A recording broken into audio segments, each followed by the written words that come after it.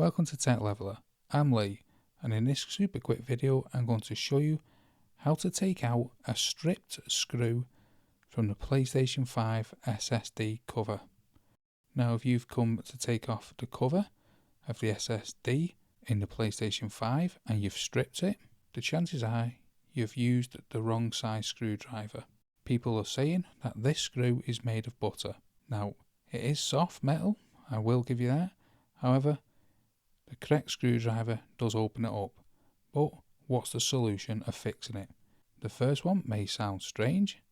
However, what you need is a little bit of duct tape. Put it over the screw, then find the hole, and it should give you enough grip to take out the screw.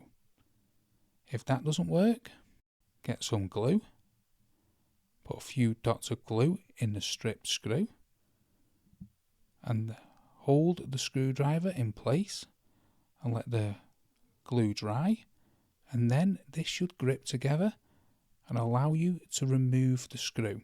So if the duct tape doesn't work, you need to use the glue. So that's two different ways how to take out a stripped screw in the SSD drive on your PlayStation 5. Hope them two ways help you out. If it does, don't forget, smash the like, smash the subscribe, and thank you for watching.